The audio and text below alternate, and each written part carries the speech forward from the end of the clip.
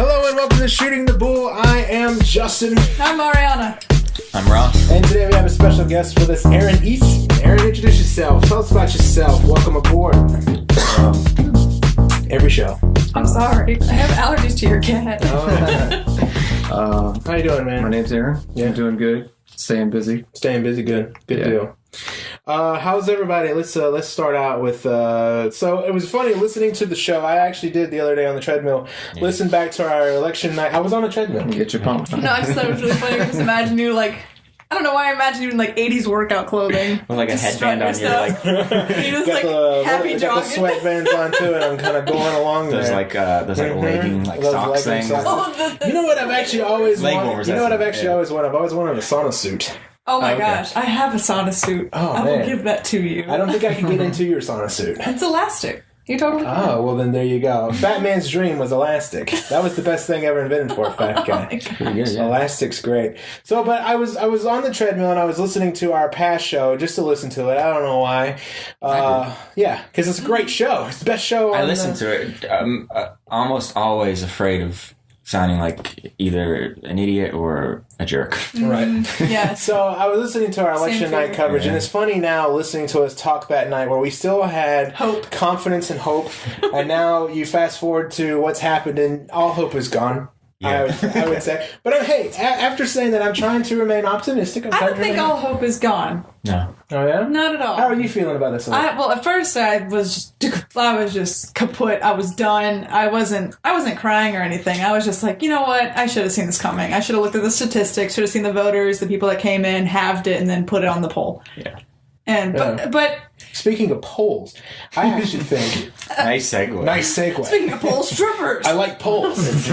I hate the term. I've always hated the term. I never believed the Polish people. They let us down. My first crush was a Polish dude. Really? Side note, yeah. I like Polish. Not going to say his name on air, but wouldn't that be something if we found out that that's where we were getting all our information from? The Polish? When they say the polls, they were just getting asking information from Polish people about who's going to be president. To your point about the polls, though, I actually, and I think I said this on the show, or at least I told one of you. I said I don't think the people are answering truthfully on the poll. Yeah. There's a stigma. There's a stigma that comes with saying I'm voting for Trump because there is one. It's you're a racist bigot. I challenged you on that too because I thought that the Trump people seem so proud of it. No, they would be. Yeah. I don't think. I told you. And naturally, I'm always right. No, but no, really, I you about as right as a left turn. Nah. I watch NASCAR. I'm good at those. So I know really. I thought that there's no way they're walking up. Who are you voting for? Hillary Clinton, totally. So I would never vote for Trump. Then you get into a little booth, you close the curtain, Trump. No one's Secret ever Trumps. going to know. Yeah. There's actually a word for it. It's called the Bradley effect. There was I think it was a mayoral case in California where it was a black man that was running for office, and people would say to the pollsters that they were voting for him when they really weren't out of political correctness. Yeah. They didn't want to seem racist. I told you. Right. It's what happened here. And that's why everybody's like, wow, how did Trump win that big? Well technically he lost the popular vote. Yeah. Won the Electoral College, which by the way, that ticked me off that it was Indiana. It was only 30% done before they called it. Yeah. I'm like, well, you got at least get halfway. Come on. He won the state anyway. But still. Just the whole night was just too close to call, too early to call, too close to call. It's like, please tell me something. We're voting for Trump. Indiana, 30% on the way in. That's what we're going to do. What do you think about the Electoral College? Why the There's hell? A lot of people discussing that. Yeah. I can kind of say. I was waiting for your answer. You started talking. I'm mixed with I understand why the Electoral College is there. Gotcha. I get that, but I'm a little frustrated with him right now. Yeah. Well, people are saying that they can vote their conscience and give it to Hillary. As much as I don't like the outcome of what happened, I think that'd be a horrible idea. It would just fire up the rage. It would fire them up. And I also don't think it would be fair. I think to do it retroactively, I think is wrong. If they want to do it from now going forward, maybe. In all fairness, Sure. in the spirit of fairness, it's the media that called the election. The election really isn't official until the Electoral College vote. So it's very presumptuous. It's presumptuous on their part to project that, and on our part to believe it. True. And it's just become a part of our... Well, the media has taken politics and almost made it into a NASCAR race, to where you have a pre-race show and a post-race coverage, and they call the thing while it's happening. And Gary Johnson as Danica Patrick just spun out. There he goes. That drives me. Listen, this is what drives me crazy. And all you people I told on this show that were voting for that were stupid. Let me just show you why that's true. Because Florida, If you had added all of his votes to Hillary's, she would have won. well, Hands down. Florida, which by the way, why the hell does Florida have 29 electoral votes? I mean, come on. But I mean, like, It's highly populated. I think that's... but like, honestly, It does seem strange that the if the popular vote goes one way, it seems like that should be democracy of the majority. the people rule. voted, right? Yes, I get They always that. say, well, the people voted and they elected Trump. No. Not Necessarily. But to go back to what I was saying, though, this was agreed by everyone involved. So Hillary Clinton agreed to this, you know, when she started, as did Trump. It's the American So democracy. yeah. So as much as I don't like it, I think, you know. But let me tell you why the Johnson thing was bad. 48.2% voted for Trump in Florida, 48.1% for Clinton, 2.9% for Johnson. Now, if you take 2.9% and add that to Clinton, she's won. So all those people who are like, well, I don't like Trump at all, but I can't get on board with Clinton, so I'm going to vote for Johnson. Thank you for Trump. Yeah, and it's in swing It's your fault. at least. I think at the core, though, I mean, you have to approach it with a level of humility, because what you're actually asking these people to have libertarian persuasion, or people that are just disenfranchised from the two-party system, you're asking them for a favor. So to get indignant and in their face and say, hey, well, you caused this. Actually, we put them in a bind as well. Yeah. We selected candidates that on both sides were not favorable to the general electorate. So But I would say that I would say that Johnson followed more of a Trump thing, though. I mean, if you look at what Johnson wanted to do, you look at his policies out; they were in line with Trump a lot of the times. yeah. Yeah, and I mean, I agree with So, I mean, both what you just said, but also they have as much to lose or gain as anybody. They have to you know? live here too with this guy. Now. And I've said this plenty of times on the show, that I can completely understand not liking either side, and the want of a third party that represents something true or completely legitimate. Completely understand that, but at this point in time, This was not the time to do this. You pretty much got one. There's only two people that could possibly be it. I understand not liking either of them, but can you really say that they're both comparable? If your guy wasn't on the debate stage, you probably should not vote for that guy. Well, True. that opens up a whole other can of worms, because the threshold for him getting into the debates was almost met. And then because he wasn't able to get into the first debate, then he was on a slide from there on out. So what you're basically saying is, if you can't get in the debates, let's say, what was it? You have to have 15%. It's like September or October. If you can't make it through their hoops by that time, you should drop out.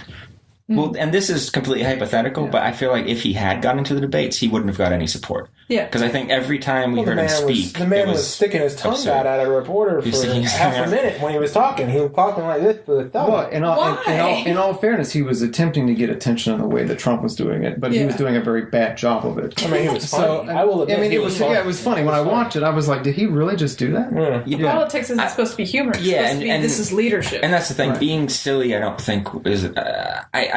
Being silly to get attention is definitely better than being racist or sexist. But I also think when you're looking for someone to lead, as bad as this might sound, I get people finding Trump stronger than someone who acted a bit silly. Yeah. He's got that alpha male mentality. Don't act a fool, Exactly. man. Yeah. But because that appeals to some people. Being racist appeals to some people. Being sexist does. But I don't see a big group of people in the country who being a moron. silly are I like that. appealing. He's at an least not. idiot. At least not in politics. This is clearly I mean, I love silly things in the right. Well, yeah, we like silly medium. things. We have this is a But not typical leading the lighthearted country. comedy show. Well, I don't know. As you say that, though, I'm reminded of Clinton's little shimmy that she did when she. Oh, yeah. You know, I'm just like, the HRC shimmy. yeah. There's a song about it. Yeah, yeah. There's a song about it. So Woo! it's not a universally negative thing, but I mean, True, true. from his perspective, doing little things like that to try to get attention. Just seemed childish. You know. Like a toddler in the backseat. But do you think it backfired? Or do you think it had really little effect? Because I feel like it probably would have backfired if he had a bigger stage. Yes. Right. I think that when I watched it, I understood why he did what he did. Yeah. But then there were people that genuinely didn't get it, and they were trying to figure out, like, is there something wrong with him? They were asking questions like, was he having a small stroke? Well, the point everybody knew he of smoked him, weed, so everybody was thinking, like, well, but he the said point he of him doing with his tongue, he was basically saying he could do that and be more coherent. Yeah, exactly. That was what he was saying. Yeah, Dang. it was a very heady kind of statement. Yeah. Yeah. It was just, But still, it was just weird. Yeah. But I will say, with Trump, I'm trying to remain optimistic, and this is something I want to bring up. I'm trying to remain optimistic because I actually think maybe, just maybe, that this isn't the actual Trump, because CNN interview, I said, best Trump I've ever seen. I'd have voted for that Trump. The Trump that I saw in the CNN interview the other night, and then on 60 Minutes talking about how he doesn't want to touch with gay marriage or anything. It's fine the way it is. Who is this Trump? Trump's an entertainer. Trump was Trump from a few years ago, if I recall. Yeah. Trump is an entertainer. Trump is an actor. Yeah. Did Trump go out and say, I know how to reach these people, so I'm going to go out here and I'm going to say all this crazy stuff? Obamacare thing. Yeah. As he was going to just, he wanted to do away with it. And I know some people are saying that he talked about changing some things and keeping some things. Still may. But, well, that's the point. That's what he's saying. He's going to keep But he's not going to kill it. Right, he's not going to kill it. But people are saying as a defense that he's been, earlier I haven't seen it yet, but there's some interviews where he says, I'll keep some stuff. But even if he did say that, I think it's undeniable that the majority of his people wanted it gone, or the rhetoric was that it was gone completely. I don't think his people are going to be too happy. You know, the big wall, which I'm actually disappointed. I was actually hoping to see that. I don't know why. I was just after he got elected, I was like, well, that is kind of cool. We're going to get the big Trump. I want to see what the big Trump wall would look like. Yeah. I think that's what, out of curiosity, but like, well, okay, now I find out it's just a really tall fence. Yeah, some of it, parts of it have been downgraded to a fence. I was disappointed. I wanted to see the big golden Trump wall. I was hoping that the opening of the wall would just be Trump and his mouth would just open. Welcome to Trump land. Welcome to Trump land. Big T's on it. Yeah. I mean, I was actually really disappointed because I was like, I kind of wanted to see his Just thing. what he could do. Yeah, I wanted to see his wall. I wanted to see this big, beautiful wall that we've been hearing so much. The huge wall that we've been hearing so much about. But I guess it's just a really nice fence. Well, but this all leads to that's why I'm optimistic. I actually don't think Trump's going to be that bad because I don't think the Trump that was out on the campaign trail is the Trump we're going to get. The look on his face the other night after talking to Obama, he looked like a man who was thinking, "What have I done? Is it too late to take this back?" It reminded me of that. The face he gave was the exact face I had the first week of radio class after listening to Mr. Freeman talk about what we have to do. What have just I thinking, done? what? I don't even understand what he said. Yeah, I have this feeling that Trump didn't know that you have to hire a White House staff. Here's something that's really... He didn't know that. Here's something that's really kind of like ironic, though. Was he in that... the press after he said that he would be looking to him for like counsel? Yeah. And it's sort of ironic that the guy who was saying that this president was illegitimate, had no right being there, is now going to be relying on him for some help on how to be a president. Criticized him on creating ISIS for months, and all of a sudden he's like, "Oh, he's actually a good man now that I've met him." Yeah, and Obama even said, Obama said the other night, he said, "I'm going to have to spend more time with him than most presidents probably have done, but I'm going to do this." Symbolically, though, it's super shameful, I think. Yeah. That you've got like the first black president, and regardless of what you think about him, that's a pretty big deal in this country. To have him then have to hand over the reins to someone who's endorsed by the KKK, who spent the last 8 years saying that he wasn't. Steve Bannon's going to be his chief. That's kind of like, just even symbolically, I feel like that's kind of shameful. That the first black president has to then give this over to shows the someone country went nowhere. We had 8 years to improve, and we actually went backwards. You know what would redeem it, though? Is if Cory Booker took over in 2020. Remember, after the convention, I think it was on the show, after the convention I was talking about. That he was a rising star. I saw a meme that I really appreciated. It had Obama's picture. It said "A New Hope." It had Trump's picture. It said "The Empire Strikes Back." Bernie had my man Bernie Sanders, "The Return of the Jedi." They added the trilogy too. It was the first one. It was George Bush Sr.'s face with Bush Jr. like peeking out, and it was what was the first one called? Phantom Menace. The Phantom Menace.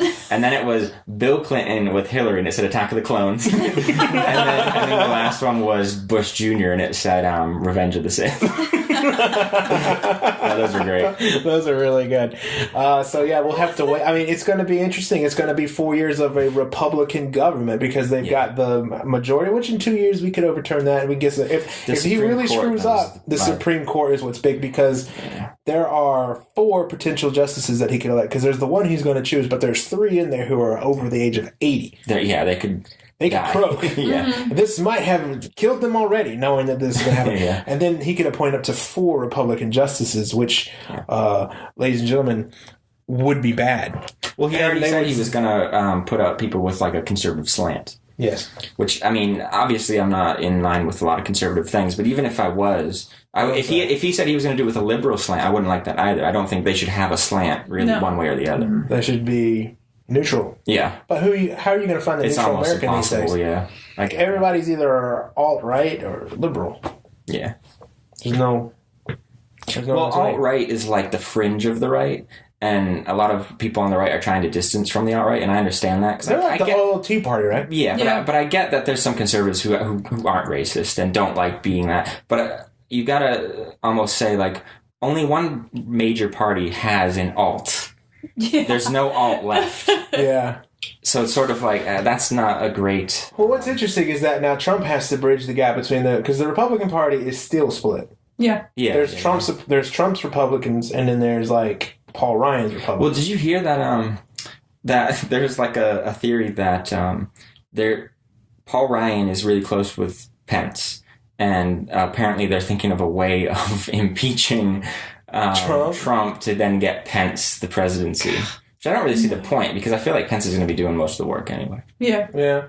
But that's something I've heard people say. He probably will. Whether it's real. That probably pissed him off when Trump said that he wasn't going to touch the gay marriage, because, Pence is a pray the gay away guy. Yeah, Pence is horrible. I think Pence is horrible. Yeah. I really do. I've always said Trump is kind of a bumbling idiot, but Pence is a clever idiot. Like, he knows what he's doing. That's why Pence is a really quite a dangerous person, because he speaks very articulate and almost eloquent. Yes. And when people when people don't know something, hear someone talking like that, they believe them. So he can say whatever he wants, Because I think he did pass laws in his state where I guess if you signed up, on the registration for marriage, if you put a man and then another man, that technically was just a civil perjury. Partnership. And he made it a felony. Yeah. So they could literally go down the records, the marriage records, and find all the gay people and then put them in prison for a felony, which I think was like 18 months at a minimum. What? That's horrible. That is horrible. What? Well, the essence of it was to prevent protests, because at the end of the day, the clerks were going to look him in the eye and say no anyway, because of the law of the land. So basically, he was taking those protesters and saying, if you want to continue protesting in this way, you will be put in jail. Right. I think he also took money. He tried to stop or defund research on AIDS and put it into conversion therapy. Which, I mean, there's people who've gone through conversion therapy who kill themselves when they're done with it because they feel so horrible. So he's funding something that has led to suicide. But that's something you're telling someone that who they identify as them as a person is incorrect. Yeah. And then you try to fix them, which I think, first off, the conversion camp is not a very good idea. No. Because if you want to make people straight, you don't put them with more gay people. That kind of defeats the purpose. Gotcha. That's but funny. like my best friend, his parents sent him to one over the summer, and whenever he came back, he's like, I feel gayer than ever. And I was like, well, that's great, thank you. Like, proving my point. I just think it's such that is the last kind of conservative I would want. Yeah. This close to the White House. Yeah, but I saw a lot of people freaking out on social media. There's still people freaking out on social media, but I saw it, and the one thing that it reminded me of, my first election I ever voted in was McCain and Obama. Yeah. And I remember when Obama got elected, all of the people I was around were saying that he was an antichrist and that this was the sign of the end times. Yeah. Just because his name was Hussein. Yeah, and that the man was a Muslim who was going to take over this country, and we were all going to be enslaved by the Muslim Put power. in camps. And I remember thinking how ridiculous that was. Like, Yeah. I remember thinking, because I think with my own brain, so I remember thinking, like, that's really ridiculous. Yeah.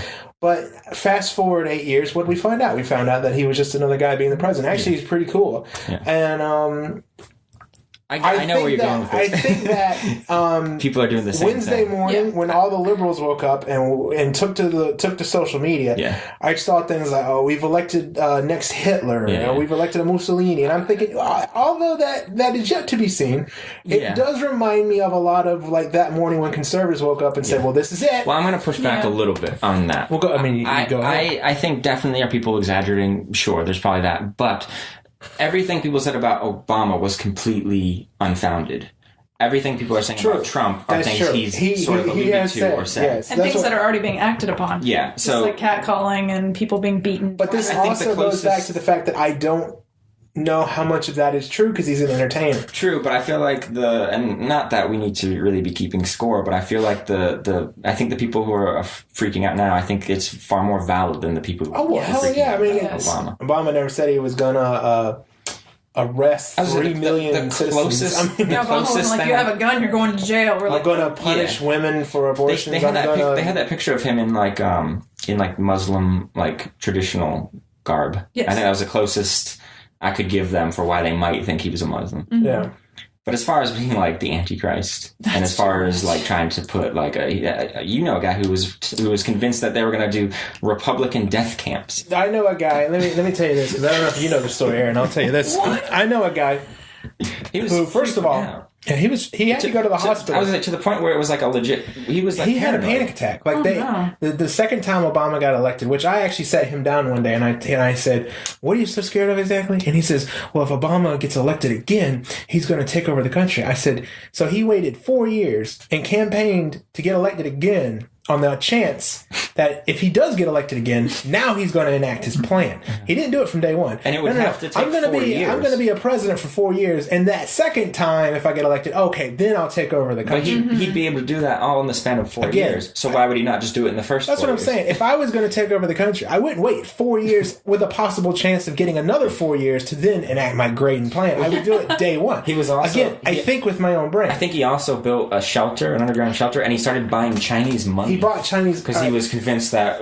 China was going to like Yes. invade and take He was over. convinced that Obama was in cahoots with China, and that was going to just sell us over to China. So he went out and he got tons of Chinese money. That's intense. So that when the Chinese came for us, he would be set and would be one of the wealthy ones. That's intense. I mean, that's what I'm saying. This is real. isn't I mean, just this like was real. rhetoric. I mean, this is like funny and haha, this guy's crazy. medical. No, but this was real. This He was actually, someone's life. when Obama did get elected that second time, he was hospitalized because the man was so afraid of Obama Yeah. that he thought his entire life was over. Dang. Everything he knew as an American, gone. Mm-hmm. And that was Obama's second term. Yeah. What if people are freaking out like that now? And now they're, instead of buying Chinese, they're buying Russian. Well, Russian money. they're buying. Yeah, Putin and them actually had a really good conversation on the phone What's the the other day. currency of I Russia? have no idea. Putin's. I'll raise you 20 Putins. Open up your wallet. I'm out of Putins. It could have. Yeah, actually, I think it might be right. With it. Do you have a spare Putins, please? I need a Putin. I am out of Putins. How much is the cheeseburgers? 2 Putins. No, I think Aaron's right. I think it's ruble. Yeah. Ruble, yes. Putin. Hey, do you know Putin's like a really big Formula One fan? Every time Yeah. they have the Formula One Grand Prix in Russia, he's Do you know always he's a right fan there. of women? He's a fan of women. Whenever they had some interview and these little people would send in, like little girls and boys, children of Russia, sent in He's a strong videos. Russian man. Yeah, send in videos like, how do you feel about America electing a female woman or a female woman running for office? And he's like, well, actually, I think women would do better running a country. And I was like, Well, Putin for the win! I was going to say, not to level on Russia, but something else somewhat admirable about Putin is he loves hunting, and he loves hunting like real, like I think like white tigers or something like that. But he uses non-lethal, like He just likes bullets. doing it. He like, I think he uses like tranquilizers. So he hunts them, but he doesn't kill them. Well, Putin is probably the only world leader. Putin's probably the only world leader in the world who actually could probably defend his country on his own. Yeah. Because that guy was like, caged. I was gonna say he's caged. But He'd be like, I don't need military. I do it myself. But I Who wouldn't needs start. military when you got these? I wouldn't start loving on Putin too much. No, because that's getting danger close to what might actually happen to us. I really don't know how much longer he can remain in office the way their constitution is set up. I think he's changed it, hasn't he? He's been president before, then he was essentially vice president, and then he became president again. I don't know how many times he's going to be able to do that. I thought he had changed it to where he could be it for a very long time. I thought he did something like that too, or he created like a different position that he could take that is pretty much the same. I loved the look on his face when he got reelected, by the way. He was the maddest looking dude. The day of his, I haven't seen that. Dude, look up when he got elected the second time. He's sitting on stage with this glum look on his face, like, "Of course I'm elected again." Have you seen Someone him listening? stop me. Have you seen him listening to the Egyptian band playing the Russian national anthem? He was so distraught because none of them really practice or tune their instruments. Yeah. So he's just sitting there like, I must bear this. I'm going to kill any one of them when this is over. This is terrible. I This is strangle you. terrible. I'm wondering if I kill them when this is done. I'm wondering if Kim Jong Un's going to do something, because apparently it's sort of like tradition for North Korea to test something whenever a new person comes in. Oh, to see how strong they are? Mm-hmm. See how they'll react. So he might like do another like test where he blows. I'm going to bomb the shit out of them. Anyway. Curious though. It'll be curious. But see, here's the thing though. If he does that, Trump, I mean, obviously he's going to be reined in a bit from all the people around him, but Trump he does seem like the type of guy who would answer that. Yeah. With a bomb of his own, probably. Yeah. I don't know. That's the Trump 3000. So let's transition to what I actually kind of wanted to talk to. This is a conversation I've wanted to have for a very, very long time. It's something I am very passionate about and something I feel strongly. Mm-hmm. So I've been wanting to have this so I'm excited to have this conversation, actually. But religion. I think fundamentally religion is a good thing. I think people look for the answers, and religion can give you those answers. But has religion or religious people who follow the religion, lost their way? Evangelicals, this election season really made me question this more, because the evangelicals came out and were really into Trump.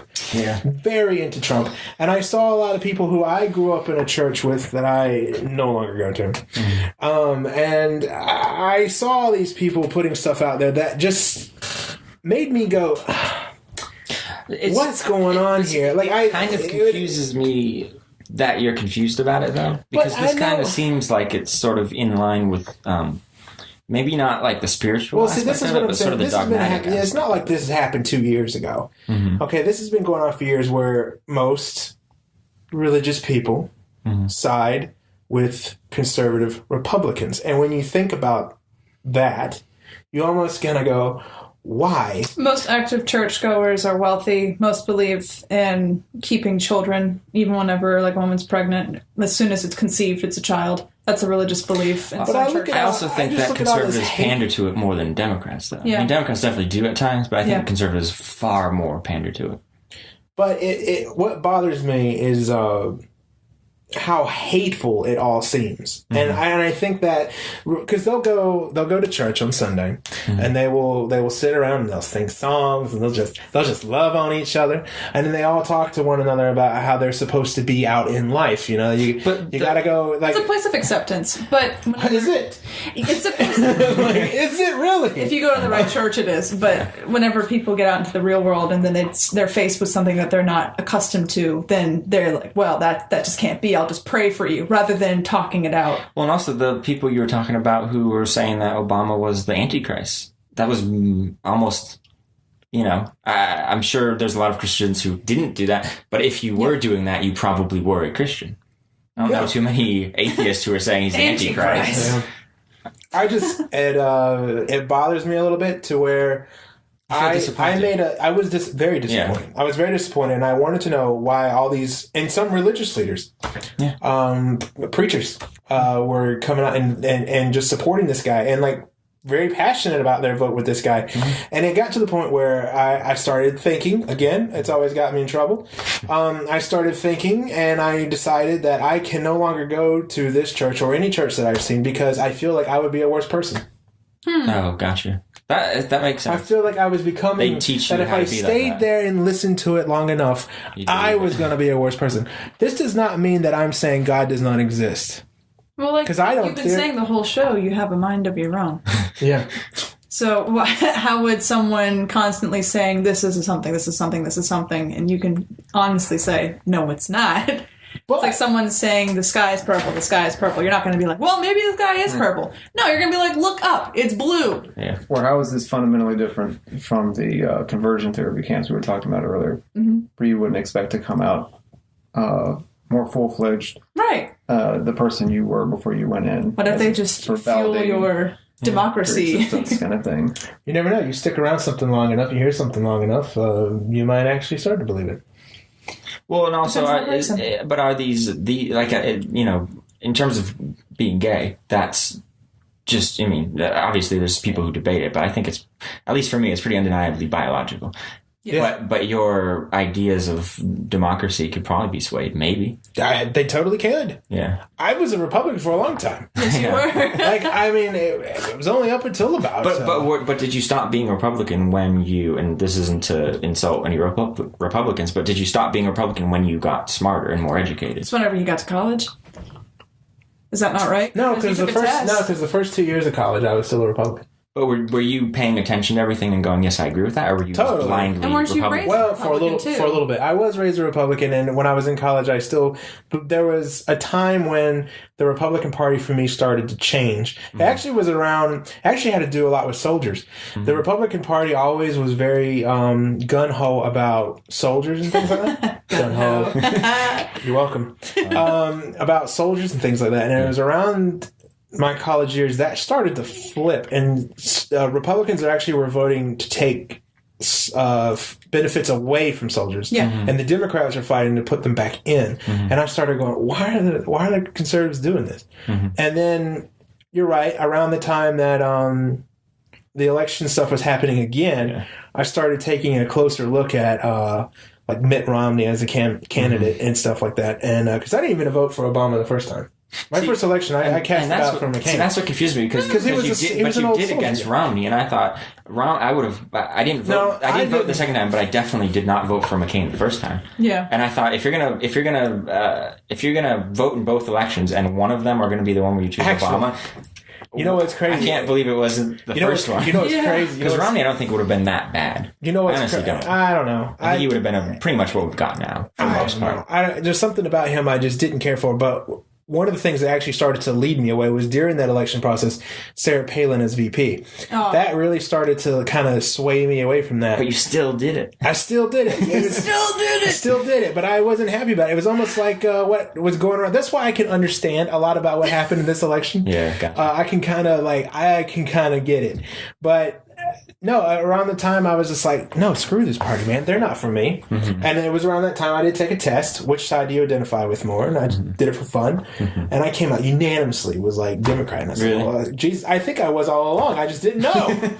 You know what I mean? Because I always felt like Well, I I was following along with it because that's It's like what we being always taught that a did. banana's an apple, and then you get to college and you're like, oh, it's actually a banana. Crap. I started to see, Justin's like, that did happen. But like but on the real note.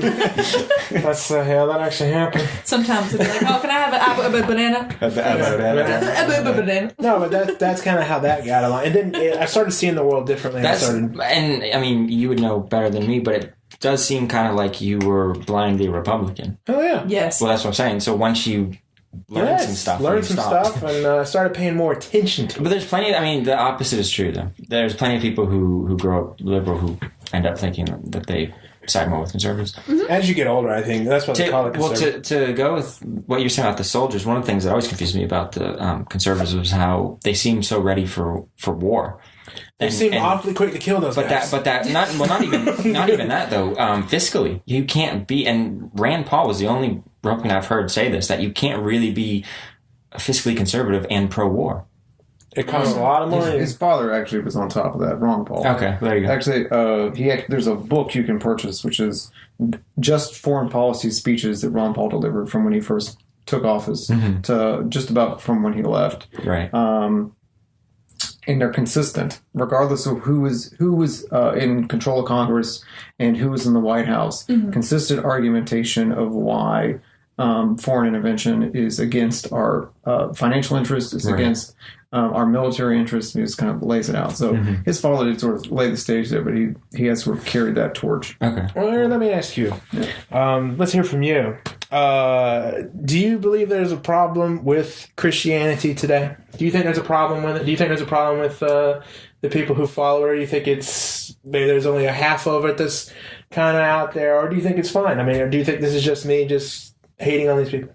Not hating. I don't think you intended that to be as much of a T-ball question as it is. I believe the answer to that question is yes. Yes, there is a problem? Yes, there is a problem, yes. But the question is, how deeply do you want to examine the wound? Let's go as deep as you like. Because there's always been a problem. Right. Well, and that's what I was going to say is when you said, you posed the question of sort of like, do you think there's a problem with it now? As if the problems now didn't exist I'm just before. trying to get the conversation. Sure. Go ahead and fan the I'm flame. trying to get the conversation. Fan the flame. Right. You're trying to get an idea. I don't want to go too fast, but I'm trying to get the conversation there. Right. I didn't mean it as a criticism. Yeah, right. Trying to gauge the scope of the answer to that question, though. I know it is. Well, it is a lot. Yeah. I mean, this is a big topic. This is More like the past 10 years kind of thing? Yeah, how far back do you want to go? Well, I think it was around. I think it was around the 19. Well, I mean, you could go all the way back because Christians in the South had slaves in the 1800s, and they would get in their little buggies and they'd go down to the church house. Weren't the people who were trying to free slaves were citing passages in the Bible to do that, and the people who were keeping them were citing the exact same passages to keep them? Most KKK and white supremacist leaders the KKK is a Christian organization. Not only Christian yet. Yeah. So I mean, like, what the hell's going on here? This is what I'm trying to figure out: is have they read the book? Do they know the book? Have they read the book? Have they read a Spark Notes? I would venture not. Even though the book is up for interpretation, it's not supposed to be a complete guideline where you can read a passage and you can take it as it's kind of like art. You take it whatever way it hits you. There are people I grew up. There are people I grew up with at this church that I used to go to, who I still see their shit on Facebook. They're still, and I still see it. Okay, They're what on Facebook? I grew up with these people. These people raised me. These people were trying to tell me how to be a good adult. Yeah. And I see this stuff, and I'm thinking, what is wrong with these people? These aren't the people. Clearly, these aren't the people I know. Yeah. What happened? I think politics does bring the worst out of a lot of people sometimes. Yeah. Well, and also it can overtake the focus. I've seen that a lot recently there. And at work as well, even among Christians at work, having conversations. Like, it's fun to talk about politics and to get engaged a little bit, but it never comes back to the kingdom of God. It never comes back to core principles. It never comes back to hope and salvation or anything that's core to the understanding of, at least my understanding of Christian faith. It's kind of like we talk about this, we do these things, and this is sort of like what we drape over it and call it good. Yeah. And it's really supposed to grow out and sort of branch out, not that. So and so that's a challenge too, because at the same time you don't want to be that guy, because we all know that guy that tries to take every conversation that's ever had and make it about either the Bible or Jesus or God or something along those lines. And it's a little frustrating. It's like, it's not so much that we just want to have this fun time out in the world doing this thing. And can't we just have fun for 5 minutes, kind of thing. Yeah. Right. But at the same time, the responsibility is on you to sort of bring it back to where it needs to be. And this goes back to what you were saying about not wanting to be a part of a church simply because you might walk out a worse person. That's a reasonable concern. It's depending on what church environment you're in, what faith community you're with. But at the same time, that does not excuse you from walking the path that you're called to walk in the first place. And so the question is, how do you bridge that gap between walking alone in that sense. So that's one alternative. Or walking amongst those that don't really seem to share your values. How do you bridge that gap? That was always one of my favorite questions I'd get asked when I was in church. Hey, Justin, how's your walk? It's not bad, but it'd be a whole lot better if I hadn't dislocated my left knee. Oh my gosh. Oh my gosh. That was always one of my favorite I questions. would have just thrown holy water at you. Clearly we messed up. Well, I don't have that down here. Or at least not with Baptist. Right. We are. These two are Catholics. Kind of. I don't know about you, but I'm Raised Catholic. Functionally Catholic, something. Yeah. I'm not even. I mean, I always hear when someone's like, "Hey, I'm Catholic." Oh, so you're not religious? I mean, That's not always true. That's not always true. no, but I think it's absolutely true with me, though. I mean, Yeah. I've kind of, not that I grew up in like a super strict, I mean, I didn't. The one time he met the preacher at this one church that you went to, and you told that guy that you were Catholic, he just kind of looked at you for a second, right? Isn't that how that exchange went the first time y'all met? Yeah, well, it was kind of shows how little, like, back then I really knew who I was, because he asked if I went to, it was Baptist church, and I was, and I mean, by that time I stopped sort of believing in all of it altogether. But I remember just thinking, like, saying, "Oh, I'm a Catholic," which I really wasn't. I mean, I don't really have a real classification. Yeah. I would say I'm a non-believer. Some people would say that's atheist, but I don't really care. Or agnostic. I don't have any affection for the words atheist or agnostic, and that's kind of why I don't do it. I guess non-believer is probably what I would do, just because when you say agnostic or atheist, people sort of, much like when you say Christian, people have already a set of like, oh, well, then this is kind of where you are. Right, because when people hear atheist, they're like, oh, well, you don't believe in God. And then whenever they hear agnostic, you're like, well, maybe we can still sway you because you just don't know. Yeah, and that's another good point is I don't think there'll be any swaying going on with me because I don't think people do it intentionally to be condescending, but I've definitely talked to some people who believe and talk about how I don't, and they are sort of the opinion of, you just haven't got there yet. Right. As if my lack of belief is from a lack of stuff, of a lack of thinking. Yeah. But I actually think more about it now than I did when I did believe. Yeah. So my position is something that I've arrived at after a lot of thought, not a lack of it. Where was I going with this? I don't know, but it sounded good. The Catholic guy. The Catholic. So he asked that, and that I should have said all that to him, but I just went, oh, I'm a Catholic. It's easier just to say that sometimes. But he kind of stopped and just was like, oh, we have Catholics here, and I was like, oh, okay. And that's kind of how it went. It wasn't that awkward. No. The more awkward thing was when I went that one time, that guy started touching me. Oh, That is awkward. Yeah, and I said a bad word in church. and Audra turned to me and she was like, "You're not whispering," because this guy touched me. I didn't know him, and I was sitting next to Audra on my right and Justin on my left, and I felt someone like touching me over here. That was Justin, like just trying to be funny. So I was like, and then I looked and saw the hand was connected to this old guy that I'd never seen behind me, and I just went, "What the fuck are you doing?" and then he didn't say anything, and then Audra was like, "You didn't whisper that." But yeah. What can you do? Did you ever get an answer to that question? No, I still don't know what he was doing. maybe he thought you were someone else, giving benefit of the doubt. That was weird. I don't know how I would have reacted to that either. Yeah. Some random dude just grabbing your shoulder. It was, and it wasn't just grabbing it. Like, it wasn't like he just put it. He was sort of like massaging, kind of. Like he was messing with my shirt.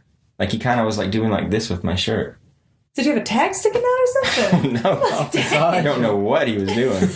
Well, I was confused, man. Let's go someplace else with this religion thing. I do not think that. Oh, you should have just stopped. I do not think. I do not think. I do not do that. No, I hate that. Yeah. No, really, I do not believe that religion should dictate anything in government. When you always hear religious people saying, well, we want this in our government. We want laws that say that gays can't get married. We want laws that say women can't have these are what the religion. I don't think that should be. I don't think government and religion should intersect. Yeah. Well, I mean, that's what they say, separation of church and state. And I believe this is true. And I see all these religious people out there, saying that they want this and they want that in the government. And I don't think they should get it. Well, I think you can actually, if you'll give me a little leeway, I think I can actually bridge these two conversations together. Please. I think the issue that you run into is with vernacular and rhetoric and symbolic interactions, such as, when an evangelical approaches a non-evangelical Christian, they might be prone to ask the question, well, when did you accept Jesus Christ as your personal Lord and Savior? Right. That expression is meaningless outside of evangelical Christianity. Right. Even though there are numerous Christians that, when pressed, could explain their faith through that lens, but don't actually think of it that way. Right. And that doesn't make their faith any less inauthentic. Yes. And so that is a challenge that we all have to sort of keep in the back of I our get minds. that a lot. A lot of people say that my faith isn't all that authentic. Well, I get that. Well, we all have our own personal ways of believing, just like there are multiple different types of religions. Yeah. There's a lot of people who like don't the think... epiphany moment of Catholicism or for Christianity is the same as reaching nirvana state of Buddhism, where it's you have this aha moment and you're like, I understand. Anyway, yes. Yeah, supposedly. Yeah. Yeah, there's a lot of people who don't think I'm a Christian at all. Well, it comes down to me, I think, what's operationally true, right? And if you look at your life, like you said, that you, in a certain sense, you find yourself more authentic now than before. Yeah. In that sense, you were probably less of a Christian then than you are now. And that's even if you don't identify as such, that authenticity at least points in that direction in a way that many Christians find themselves lost in and don't know it. Right. And so that is that's an issue you run into not only in your personal life, but also in your understanding of Scripture and how that even operates. Really and truly, I've heard several people explain this in different ways. One of which is Peter Rollins, is a Christian thinker and speaker and writer.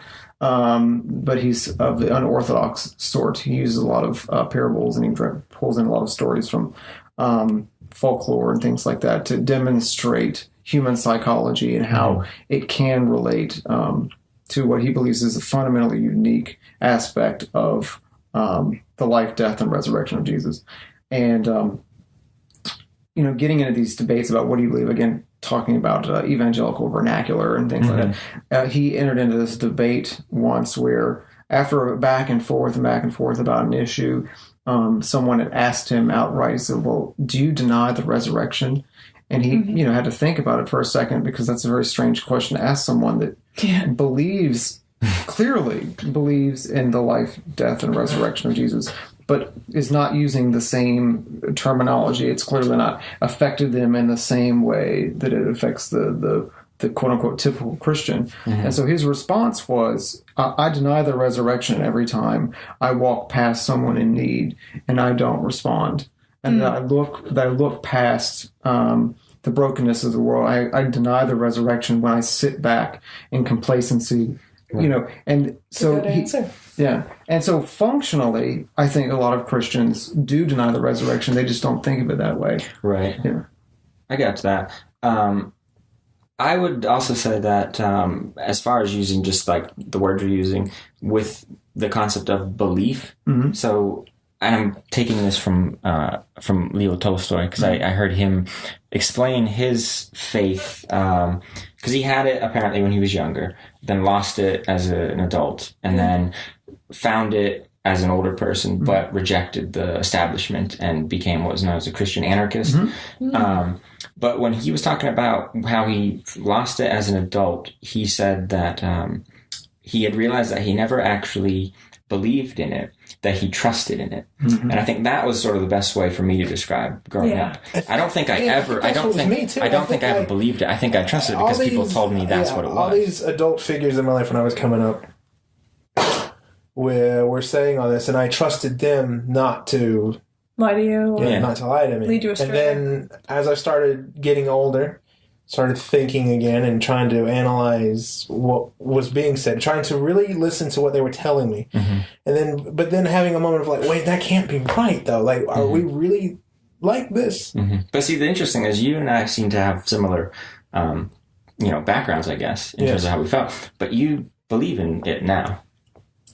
And I don't. Well, I don't think I ever stopped believing in in God I just feel like the way they perceive him isn't. It just can't be. It just can't be. It cannot. I refuse to accept that God is so petty to be like, I don't want two people to be in love and to marry, and I don't want that. That he is so petty. That he is so petty. That I do not like liberals because they do not go with what I believe. I don't think God. I don't even know if God even knows what's going on in the country right now. That's just an individual's personal belief that then takes in religion and was like, well, this is the reason why I think that. That was it, though. That was the reason why I said that Christian anarchy thing, that is probably more of me. I said, I believe that, yes, all of this has to have something that keeps it together, right? You know? I think the Christian anarchists, I think, focus mostly on the Sermon on the Mount, which is basically what even atheists would consider the good parts of religion. Yes. Yeah. It's interesting you should say that. First of all, when I was in college, I took a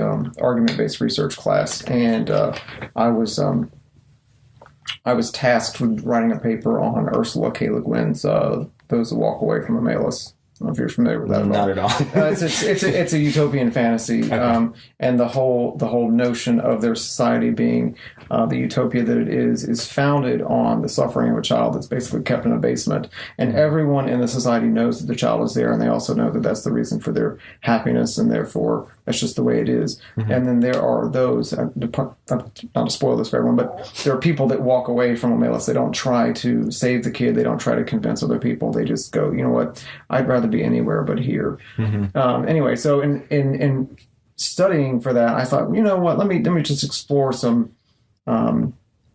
extremes, because I thought, Christianity, utopianism, okay, it's got this kingdom of heaven ideal. All right, so let's explore this. And so I said, all right, Christianity and anarchism. And it turns out there's a book called Christianity, or is it Anarchy and Christianity, one or the other, by Jacques Ellul, who was a French sociologist, but also theologian. And he basically laid out the anarchist themes within both the New and Old Testament in a way that just sort of made really, made your head cocked sideways. And I remember a friend of mine who grew up Lutheran, he and I used to eat at Hardee's on a regular basis between classes. And I remember explaining it to him one day, and he was like, "You're going to need to stop talking."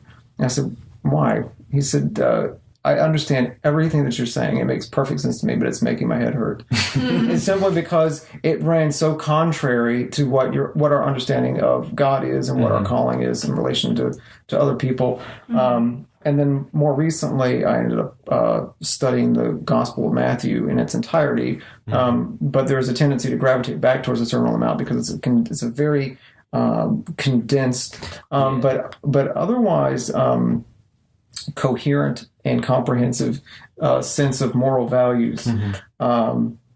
Anyway, so it's a very interesting book. It's very different from the other four Gospels in a way I never thought it would be. I feel like I'm kind of that guy, though, you were just talking about a second ago, who left the town because he'd rather be any place than there. Knows the child's down there, and just was like, I'm not staying here. Yeah. I'd rather be anywhere. But I didn't really do anything to fix it. I just said, I'm done with this. Well, you didn't want to disrupt their peace. No, they had their thing. They loved their thing. I hated their thing. And I said, peace, deuces. Yeah. Right. I can go do this someplace else. But I can sleep in on Sunday mornings now. And I don't know if any of you know who Vic Mignogna is. I'm just going to love this story. Vic Mignogna is a voice actor in anime. And I actually went to a church or like a service that he gave, which wasn't really very religious. It was mostly about like anti-bullying, but he did it all through the scope of Christianity because he's a very Christian guy. Yeah. And one of the things, I don't know how I feel about this. I get what he's saying, but I also think we could go deeper into it. But his explanation of why he wanted to make people, not so much make people Christian, but have them have what he has.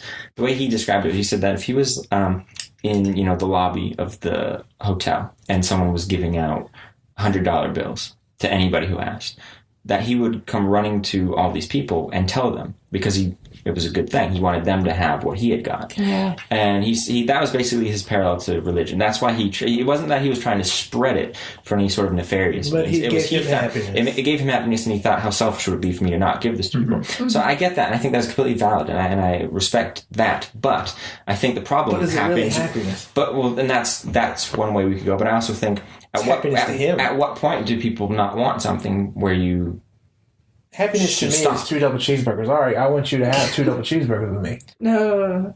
But do you think that is? I don't really like burgers. So this guy he approached it in a very sincere way. Yeah, that was likable. No, I like this analogy. But I think we all have known someone who it does seem like it's for whatever reasons, for dogmatic sort of. I just feel like I want you to do this because this is what I want. To me, when it comes, I don't know if every single person who does it is doing it for sincere reasons. I think there's a lot who probably don't. As John Lennon said, all you need is love, right? And so, like, I feel that the Christianity preaches this thing about we have to love everybody. Mm-hmm. Love everyone. Which you should. You should. You should do that regardless if you're a Christian or not. Well, but the thing is that I don't think that is something they honestly believe, though. Mm-hmm.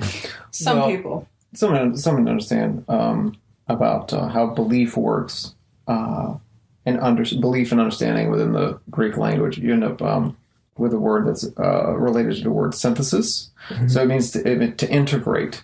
And I think that, for instance, again, going back to the Gospel of Matthew, when Jesus is talking about those who have heard and understood the good news of the kingdom of heaven, the understanding is not just, oh, well, that sounds good. I get it. Yeah. It's a matter of incorporation into your daily life. And it goes back to what I was saying earlier about how it's got to be operationally true. It can't just be like intellectually true. Mm-hmm. As good as that is, and as important as that is, I could spend all night talking to you about the Gospel of Matthew because I literally have studied for like the last year and a half now. Mm-hmm. And I think it's a fascinating book, but it's all the talking in the world. It's not going to make a difference right. If you walk out of this room the same person you came in, or worse. Mm-hmm. You know what I mean? And so it's a matter of focus. Famed atheist that you and I like, Bill Maher. We love this guy. He I thought had a good way of putting it, where he said that there's a difference between being a fan of Jesus and being a follower of Jesus. And he thinks that almost, and this could maybe be, I don't know if we could find the actual percentage, but I think he was saying, and I'm kind of, apt to agree that vast majority, I think, are really just fans of it. I think there's very few real followers. I told someone the other day, and he kind of agreed with me. I said, if Jesus was alive today, they would hate him. Yeah, I've thought that. I think they would hate him. They would be everything that they hated. Well, might be he was the first hippie, man. They would hate him if they could recognize him. But this may be kind of inflammatory. But I also would be willing to say that if they were alive back then, they probably would have been there cheering on his execution. Yes. Well, the church executed him. Yeah, essentially. Yes, they did. Essentially. They tried. But I think they'd hate him. He'd have been that guy that you would have probably seen. You probably could have found him at a Woodstock concert back in 1969. He probably would have blended in, I think. Yeah. I don't think they would enjoy it. Basically, I don't think they would like this guy. I don't think they would like anything to do with him. They wouldn't like the way he looked. They definitely wouldn't like the way he looked. Yeah. You know what I mean? He was a little pigment challenged. But, they wouldn't like the way he looked. No, he's not the blonde hair. They don't even like Obama. Please. So, anyway, I don't think they would like this guy at all. And they have this idea of like, oh, we love Jesus. Yeah. Mm-hmm. And I don't think they would.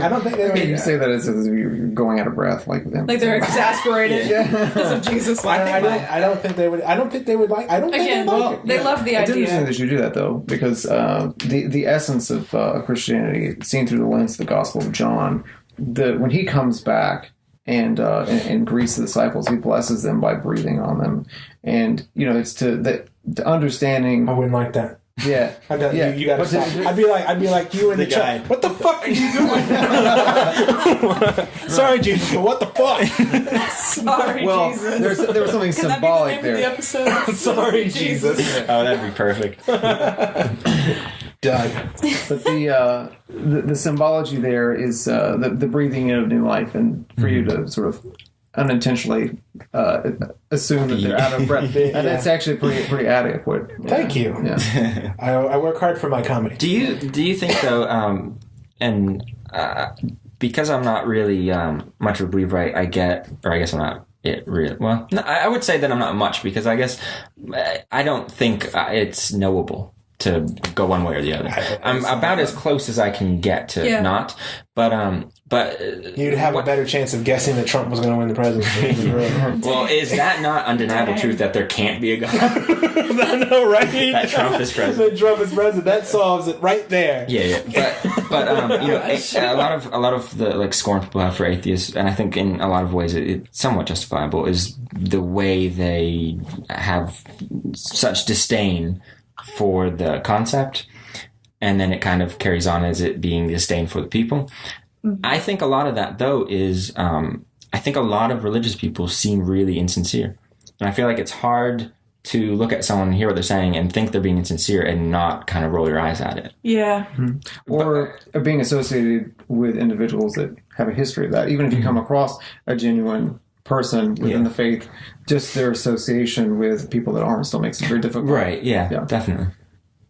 But I'm not saying it's right. In fact, it's probably, it's probably not a good thing to just assume someone's insincere. Right. But not good. No. But how many people do you know that are religious? Do any of you know that are religious that you actually think, and not in like a judging way, just in sort of almost an objective way, do you think are sincere?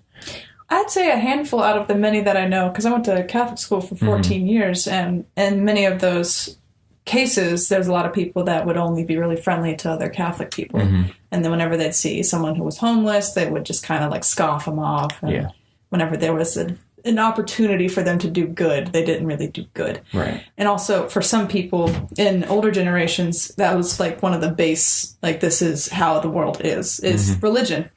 Like we had an incident on the 4th of July with a very severe trauma, and my entire family's way of dealing with it, instead of like talking it out or going to therapy, was just pray. Mm-hmm. Just pray that he'll be fine. And it was like, can we talk it out? And then we'll still pray for him, but like, we got to do something else. There's got to be and that kind of annoys me, that people falling on religion in an attempt to do inaction, I guess. Right. I've never liked it because I understand it is nice and it's easy to say, I'll pray for you that this gets better, but I've never liked that because I think the Christian thing to do would, but then instead of just being like, well, I'll pray for you, is to reach out and try to help and be like, let me. Well, the reason why I've never liked it, the reason why I think it's dangerous is that because if someone is on their deathbed, you're like, I'm going to pray for them every night and it's going to be fine, and then they die. I just think this is interesting. I'm just going to pray for you. Well, it feels like I'm almost like, I'll pray for you. One of the things that I thought was sort of frustrating was when something good happens, attributing it to God. Oh, yeah. And when something bad happens, saying, well, we don't know. We don't understand the will of God, so we don't know why this little kid got killed, but we'll say it was God when this little kid didn't die. And I feel like that's sort of insincere, because if you're saying that you don't know why something bad happened because you don't understand the will of God. Well, you either understand the will of something or you don't. You can't understand it and not understand it at the same time.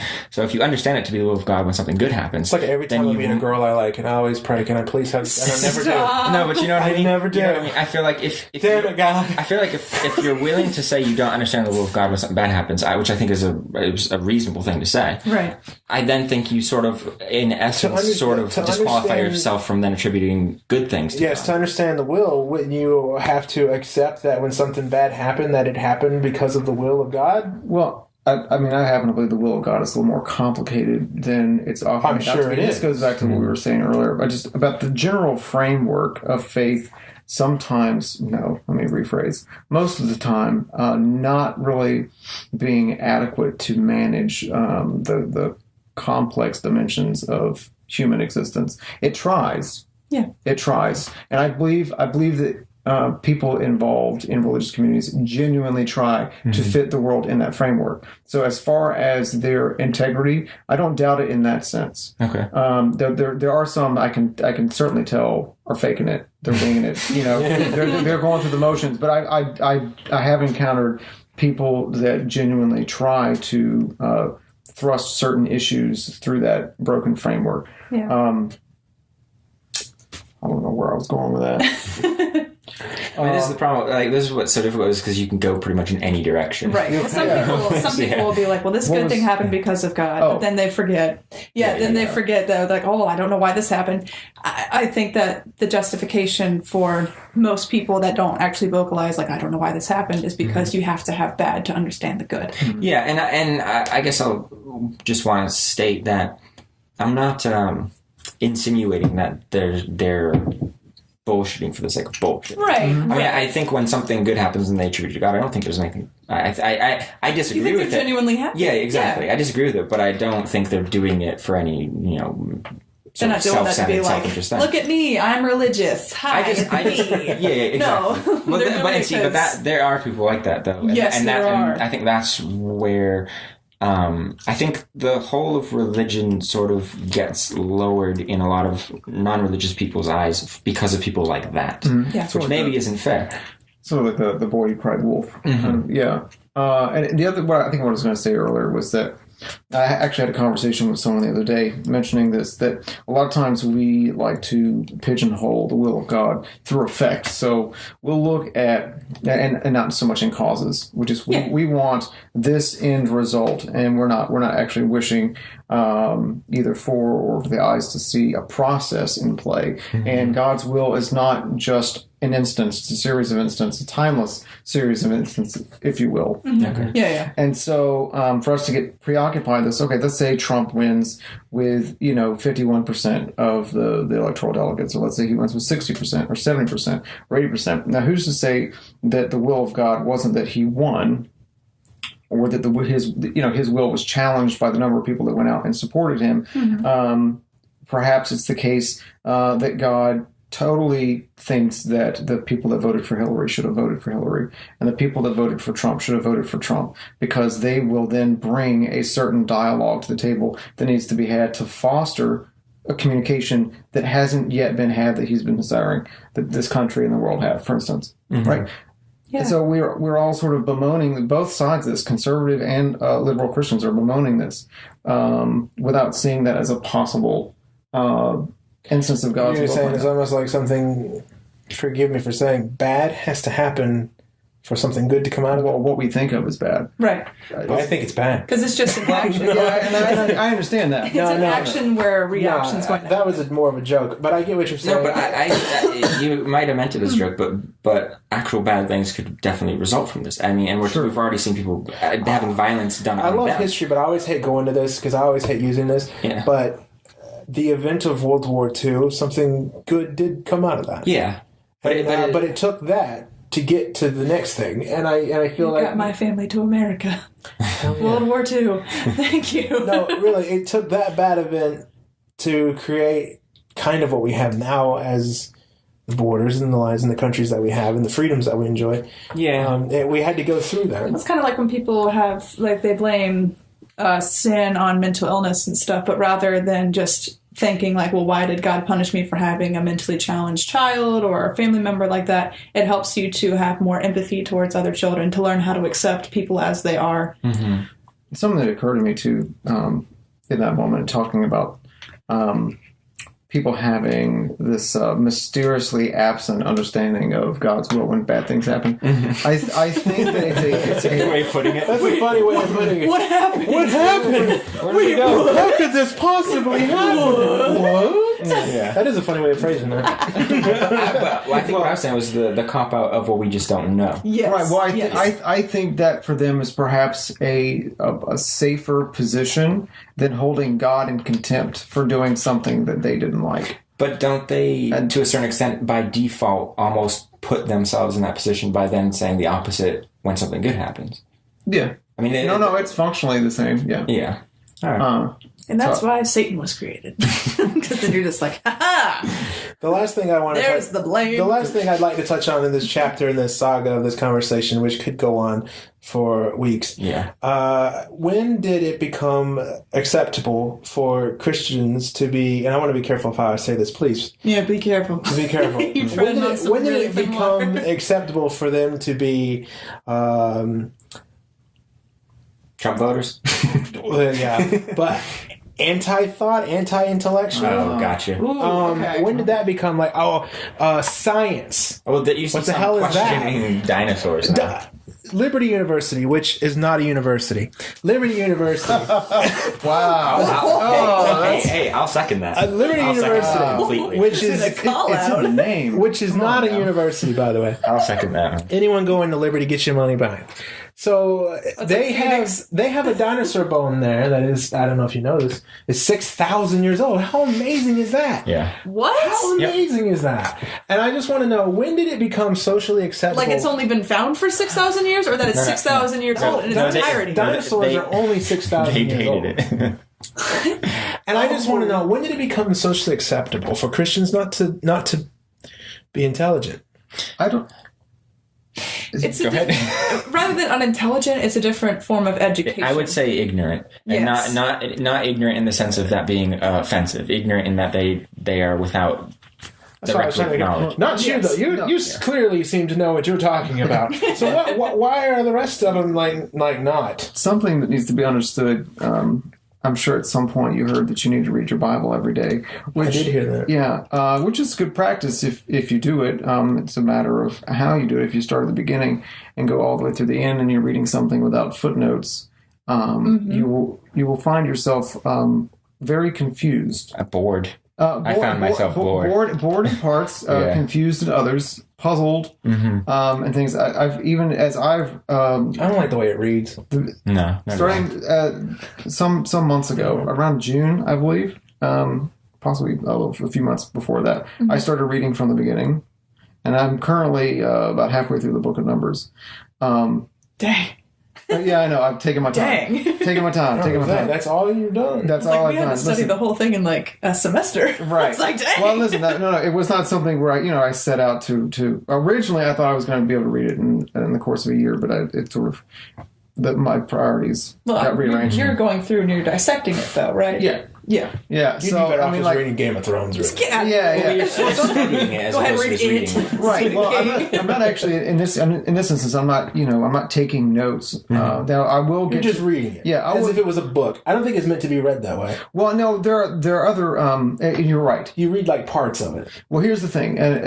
If you read it like a book, you're going to get confused because it Yes. was not meant to be read in that way. And I do read it as a holy text, but I also read it through the lens of what I understand as grace.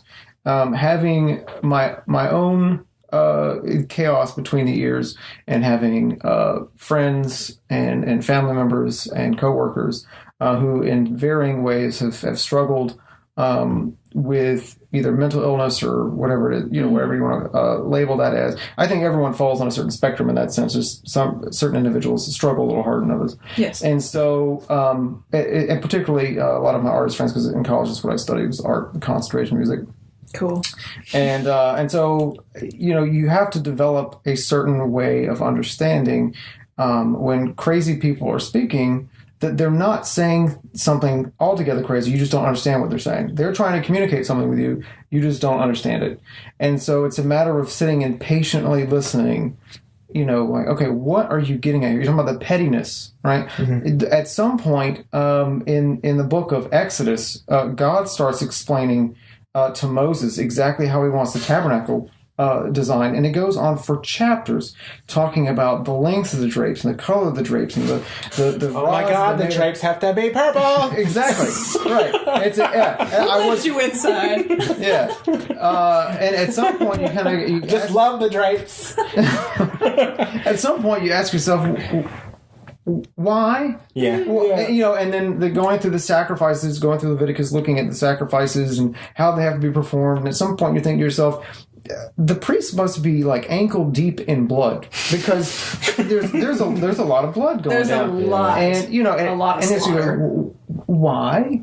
And so I sit here and I listen, and I say, all right, God, where are you in here? In the same way that I would look at the political election that recently happened and say, God, where are you? Oh, he was nowhere to be found. He was like, oh, to hell with this. And sometimes... He was like 47%, but...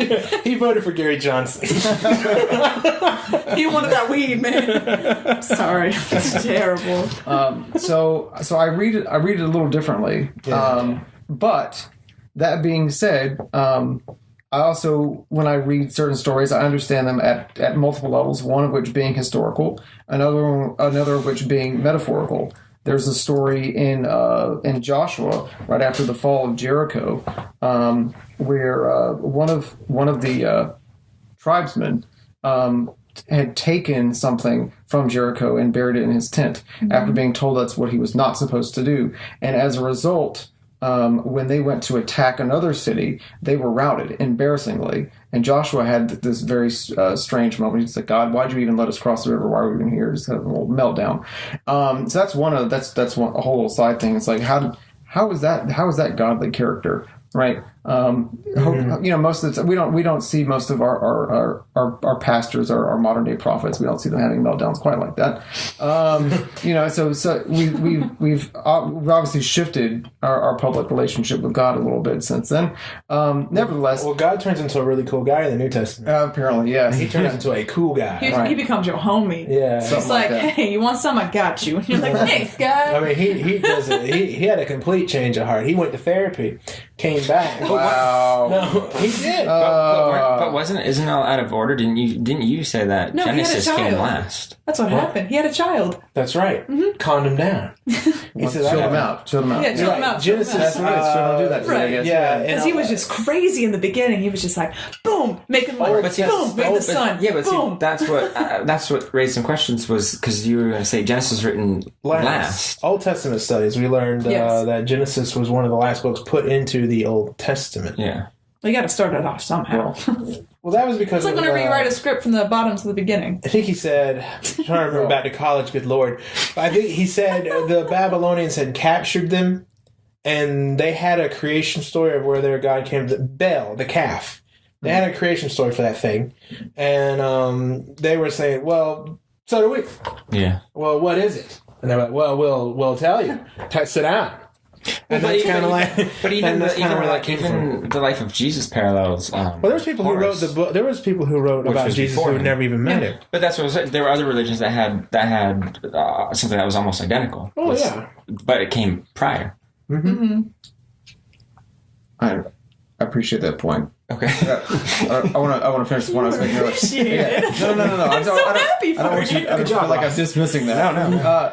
But the point I was going to make is that it's more polite than I usually get. I know most people are like, well, let me tell you something. No. The point I was going to make was that person who caused this trouble for the tribe of Israel.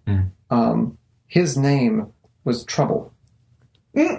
And as a result of what he did, so God reveals to Joshua how to find out who did this thing, and he's commanded to destroy them and their entire family. And so they are both stoned to death and burned, right? Including, I believe, their livestock. Yes. Mm-hmm. So again, it's an interesting story from a historical perspective, which may have happened just that way. But what are the chances of a guy named Trouble going through all the archetypal steps of creating trouble for the people of God, and then setting an example for how to rout out trouble in the people of God? Also, his last name was Maker. Yeah. Well, it's the same reason why if your name is Cone, you got to sell ice cream. Right. No. I had an English teacher named Miss Page. Hell yeah, you do. Whoa. There you go.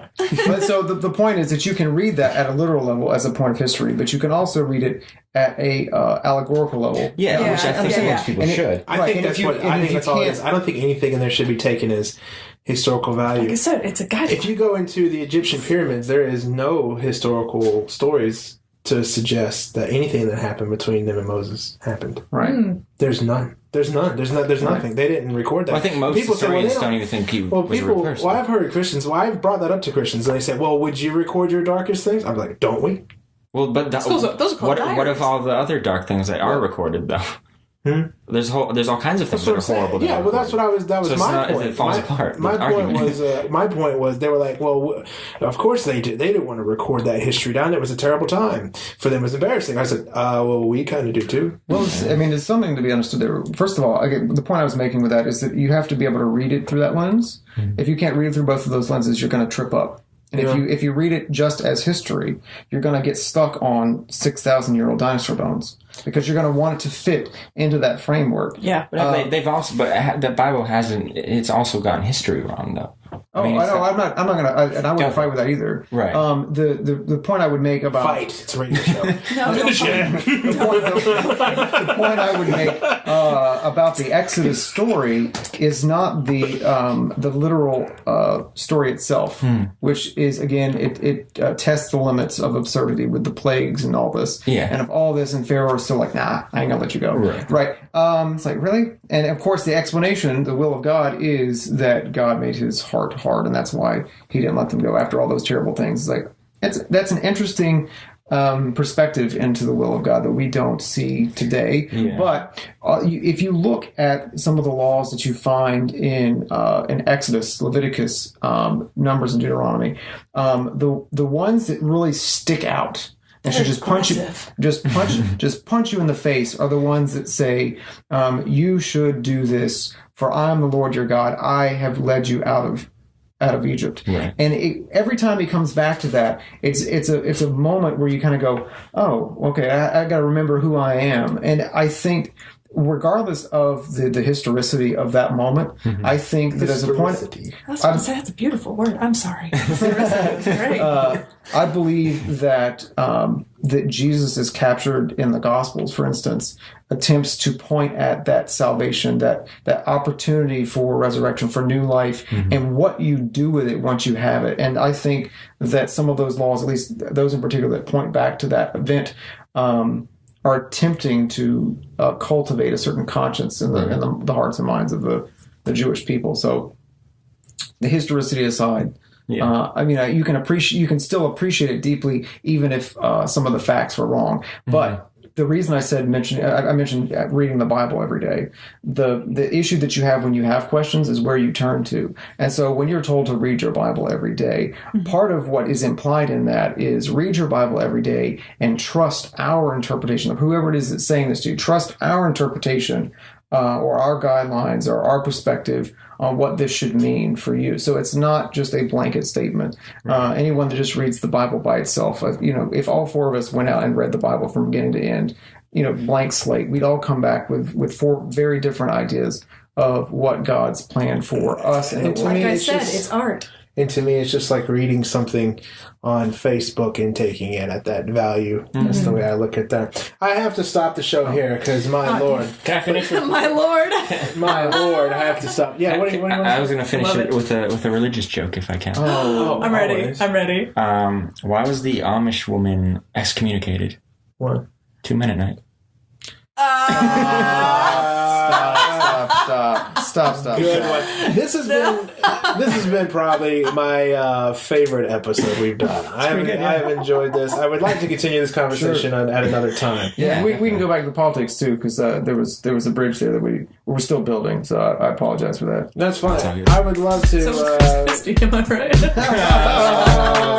Oh no. Maybe in a couple of weeks you can continue the conversation. Sure. All right, sounds good. This has been Shooting the Pool. I'm Justin. I'm Ariana. I'm Ross. And we had Aaron Easton. Thank you for coming on and helping us out with this conversation. No problem. My pleasure. Good. We'll see you back here next week on Shooting the Pool.